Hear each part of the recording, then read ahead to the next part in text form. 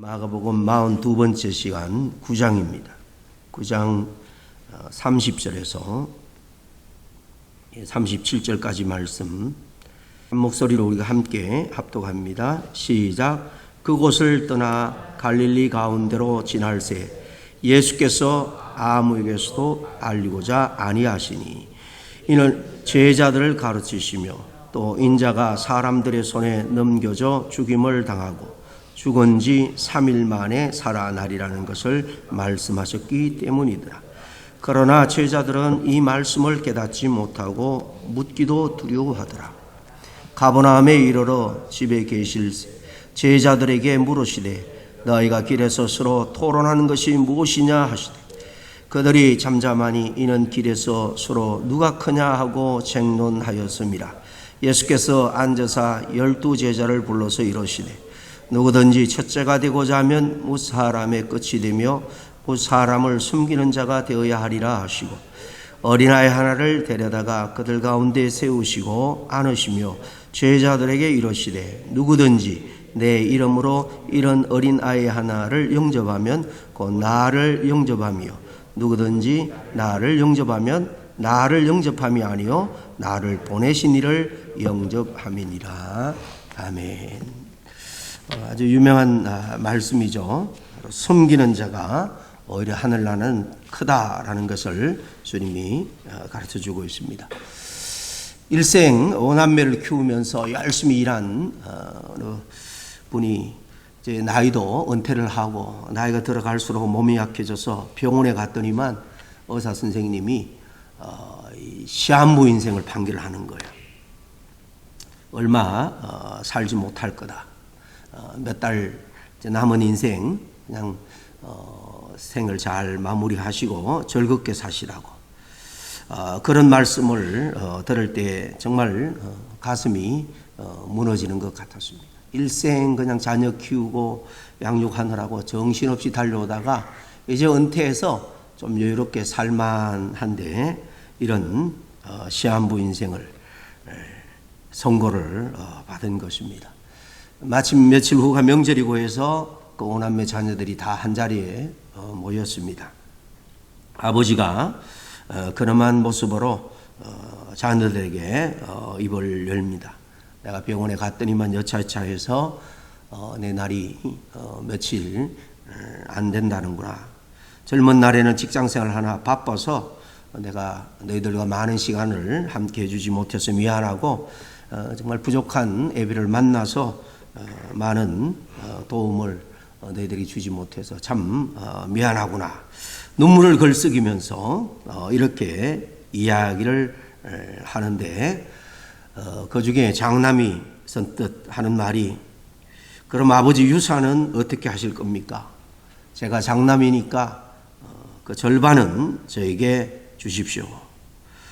둘째 딸도 뒤질세라. 아버지 그러면 이 집은 제 앞으로 해주세요. 셋째 아들도 나서서 말합니다. 아버지 생명보험은 수령자가 누구 이름으로 되어 있습니까? 나머지 자녀들도 이에 뒤질세라.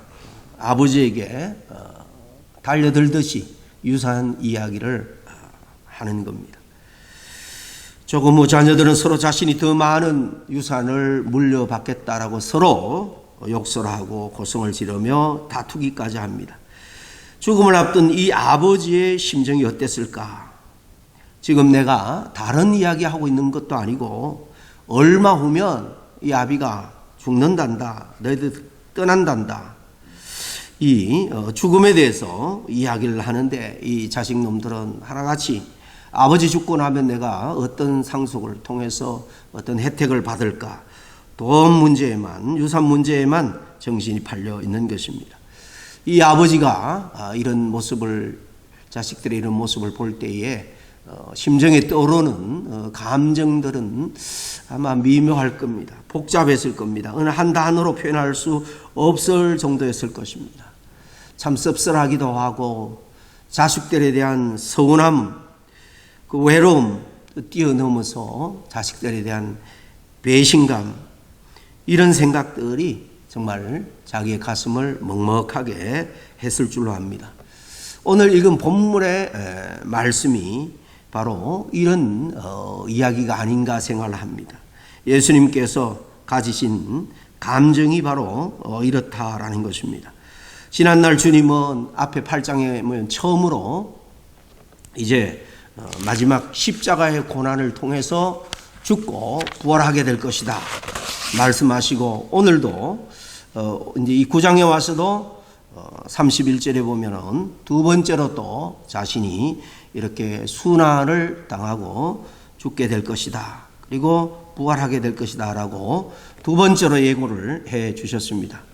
예수님은 아무에게도 이를 알리지 않으셨고, 이 일이 알려지기를 그동안은 극도로 꺼려왔지만은 이제 지난 3년 동안 제자 훈련을 잘 했으니까 이 12제자들에게만큼은 이 비밀을 공유하고 싶었던 것입니다. 베드로야, 이제 얼마 후면 내가 바리새인 서기관들에 팔려서 고난을 받고 십자가에 달려 죽은 다음에 내가 부활할 거다. 요한아, 도마야, 제자들 이름을 불러가면서 이렇게 말하는데, 이렇게 주님이 십자가를 지실 시간이 얼마 남지 않았는데 오늘 본문에 보면 제자들은 거기에 대해서는 관심이 없습니다. 물론 그 8장에 보면 수제자가 주님 결코 그렇게 죽을 수 없습니다.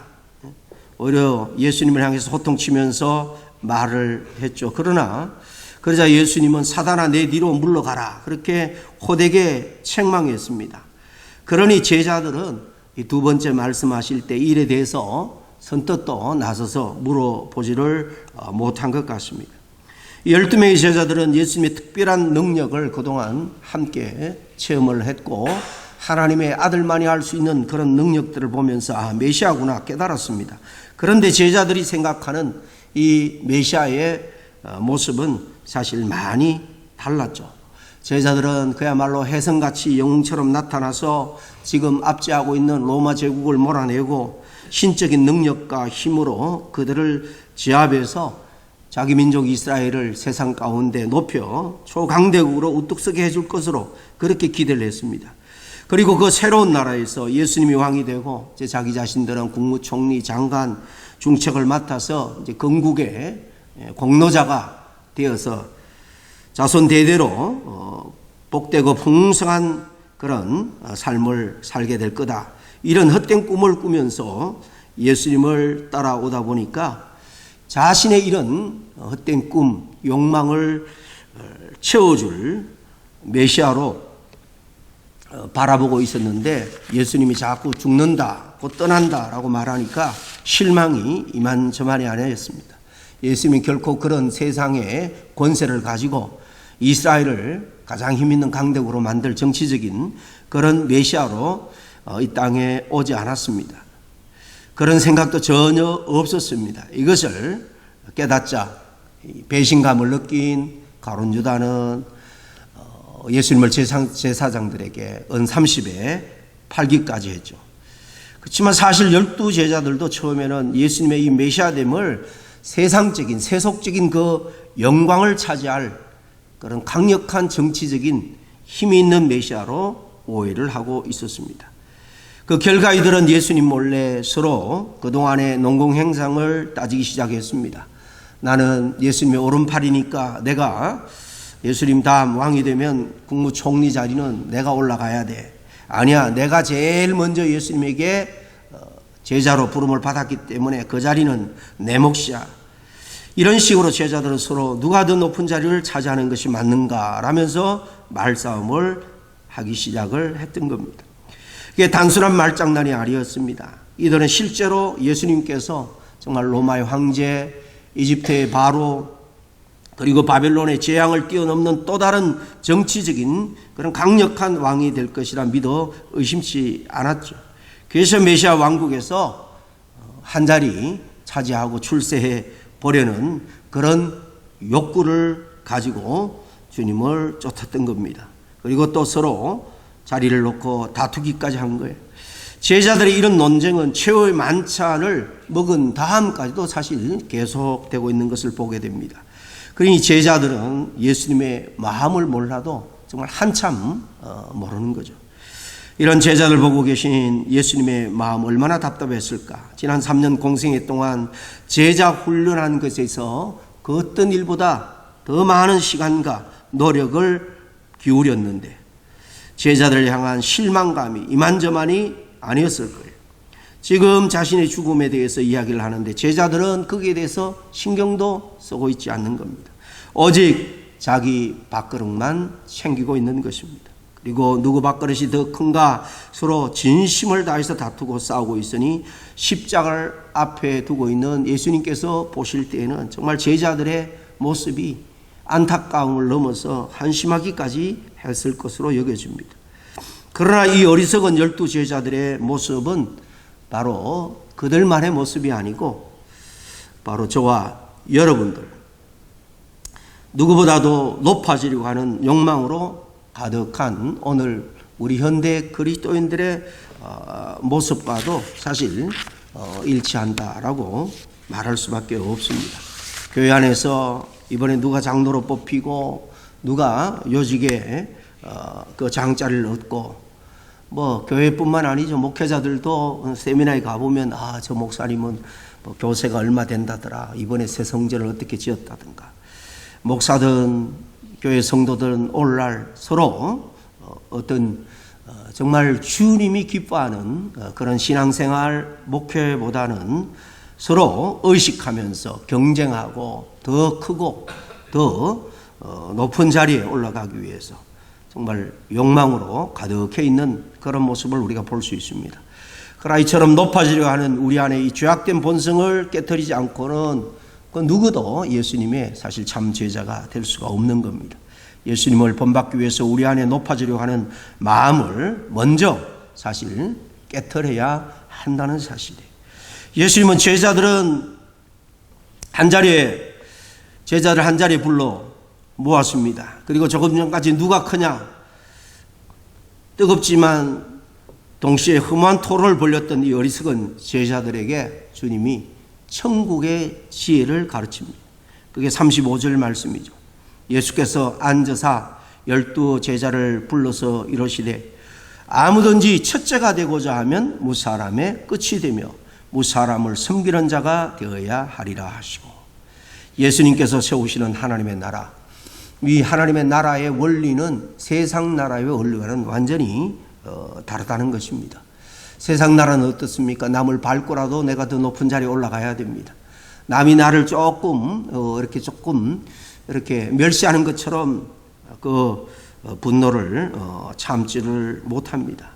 그러나 하나님의 나라는 그렇지 않다는 것입니다.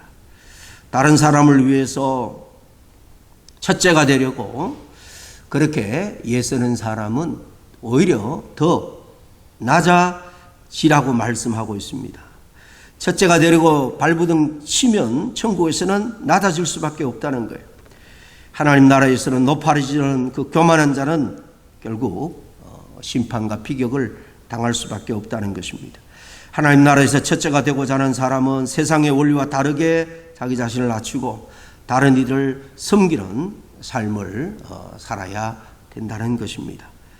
세상은 낮은 자가 되지 말고 높은 자리에 올라가라, 첫째가 되라, 그렇게 가르칩니다. 그러나 예수님은 첫째가 되려면 가장 낮은 자가 되어야 된다라고 말씀합니다. 백문이 불여일견이라고 마침 그 옆에 어린아이가 있었던 것 같습니다. 어린아이를 품에 안고 제자들에게 실물 교육을 합니다. 이 어린아이 지혜도 없고 참 연약하기 짝이 없는, 누군가에 의존하지 않으면 살 수 없는 그런 판단력도 없고 연약한 존재입니다. 그런데 주님은 이 어린아이를 품에 안고 이렇게 말씀합니다. 37절입니다. 누구든지 내 이름으로 이런 어린아이 하나를 영접하면 곧 나를 영접하며, 누구든지 나를 영접하면 나를 영접함이 아니요 나를 보내시니 하나님이죠. 하나님을 영접하는 것이다. 비록 눈앞에 보이는 것은 분명 이 어린 아이, 힘도 없는 연약한 아이입니다. 그런데 이 아이를 대할 때 그냥 무명의 아이로 나약한 그런 어리석고 힘없는 한 아이로 생각하지 말고 그 안에 만왕의 주님이 함께하고 있는 그런 아이라라는 사실을 우리가 기억을 해야 한다는 것입니다.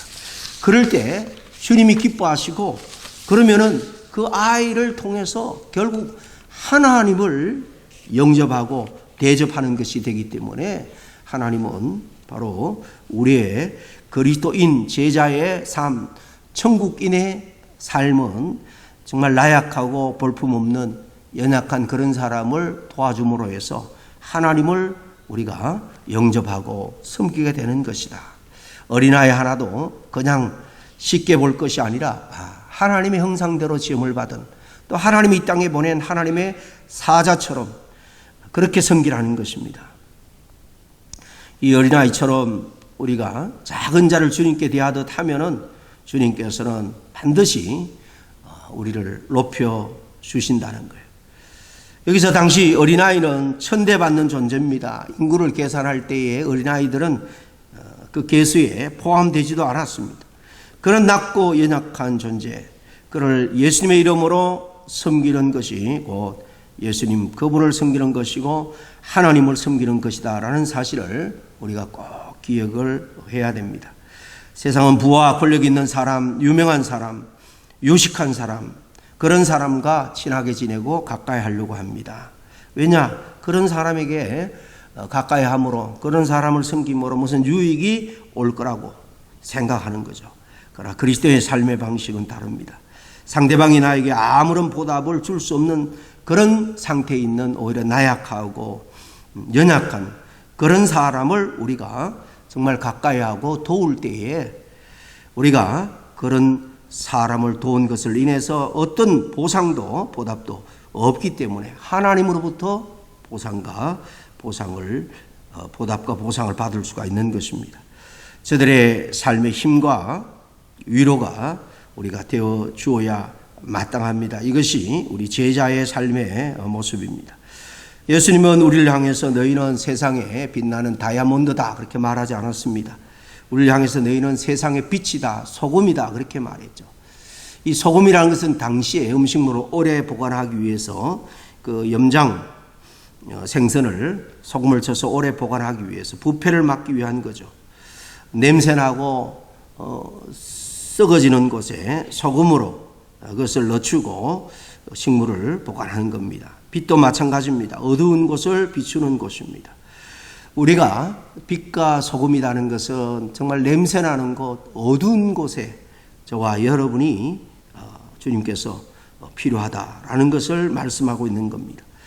예수님께서 자기보다 낮은 자를 위해서 자신의 삶을 내어주고 숨기고 위로하고 치료하신 것처럼 우리들도 다른 이들 섬기는 정말 낮은 자세로 이 세상을 살아가야 될 줄로 믿습니다. 섬기는 자가 큰 자입니다. 더 높아지려는 잘못된 욕망을 벗어버리고 오직 예수님께서 가르쳐 주신 이 섬김의 삶을 살아가는 저와 여러분 다 될 수 있기를 간절히 축원합니다. 기도하겠습니다. 하나님 아버지, 그렇습니다. 우리는 신앙생활하고 주님의 제자로 살아간다라고 하면서 우리는 남보다도 더 박수를 받고 칭찬을 받고 또 더 높은 더 큰 대접을 받아야 직성이 풀리는 그런 아직도 미숙한 어린아이 같은 신앙인들입니다. 주님 아버지, 연약한 저희들, 너무나도 부족한 저희들 불쌍히 여겨 주시옵시고 정말 이 땅의 세상의 삶의 원리가 아니라 하나님의 자녀로서 제자로서 하나님 나라 삶의 원리를 아버지 하나님 온전히 깨닫고 실천하며 살아가는 저들 되게 하여 주시옵소서. 이곳에서 영광을 받기보다는 오히려 낮아져서 남을 섬길 때에 우리에게는 영원한 영광과 보상과 상급이 보장되어 있다는 사실을 기억하고 오늘 내가 살아가는 삶의 현장에서 작은 예수가 되어서 정말 주님처럼 묵묵히 고난의 길, 십자가의 길을 걸어가듯 남을 위해서 섬기는 길을 걸어가는 우리 모두가 되게 도와주시옵소서. 예수님 이름으로 기도하옵나이다. 아멘.